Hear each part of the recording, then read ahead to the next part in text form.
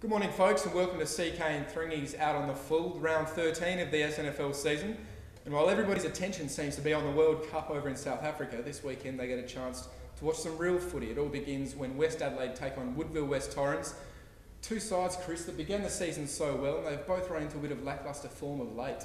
Real footy that's played with an oval ball and does not go 90 minutes without scoring. Welcome to the SNFL. We know this is going to be a tough game for West Adelaide. Our thoughts are with you here at Independent Weekly and Sports Beat. Good luck to West Adelaide for this encounter. The Eagles have been hitting the skids a little bit before the break, Thringy, so this is going to be a bit of a test for them to see how they do come up after that break. West Adelaide, they should have too many guns, you would think, at City Master Stadium. There's a lot on the line, off field and on the field. They do need to start stringing some wins together if they're going to make the major round. I reckon they'll start off tomorrow with this one. Port Adelaide take on Norwood down at Alberton Oval. The last time these two sides met, it was the battle of the cellar dwellers. Norwood won that by 22 points and it sparked a fantastic turn of form. I would have thought they'd get the points again this week. Oh, ordinarily you'd think so, Thringy, but let's not sell the Magpies too short. They've been in pretty good form this season without winning. They did get the chockies last week against Ron Fuller's boys out at Noarlunga, but Timmy Weatherall's 300th. There is so much on the line here for the new Norwood hero. He was at Sturt for a number of years, got the tap on the shoulder from Rick McGowan, and he's played very good footy out there for the Redlegs, deserves the 300th.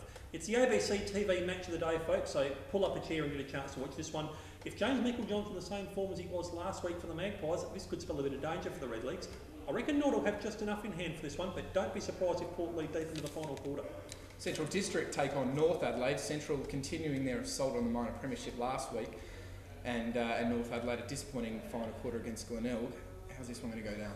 North Adelaide and disappointment. It's like love and marriage and a horse and carriage at the moment. Roosters fans, stop sending me hate mail when you start stringing four quarters together. We stop saying it. You've got a talented list and you're not playing good football. And Centrals, what a time to run into those guys. They are playing very good football. They're just the sort that can expose that sort of thing. With North Adelaide's list stringing, they should be sitting in top four. I don't understand why they're not. They could flood maybe and turn this game into a boring fest, but they've got to play some attacking football. They've got to make the most of their opportunities. I don't think it's going to be enough for Centrals to win this one by a fair way. Just the one game on Sunday, Glenelg take on Sturt. Sturt coming off a very gritty win last week over Norwood. You'd expect them to pull out something special if they're going to get over Glenelg.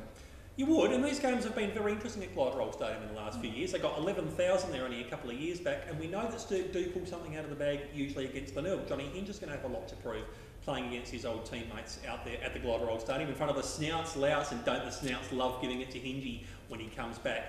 Glenelg had a fantastic final quarter against North Adelaide last week. Really good signs for them, led by the bearded one, Ty Allen, who has been in fantastic form. I think they're going to have enough in hand here through the Glenelg Stadium, but Sturt could last week have been on the start of turning the season around. We know that Luke Norm wanted to get inside their heads. He managed to do so last week, do it 2 weeks running, and this could be some trouble for Glenelg. Tigers by the barest of margins. There you go, some ripper games in round 13. Give SBS a rest and get out to the footy. We'll see you next week.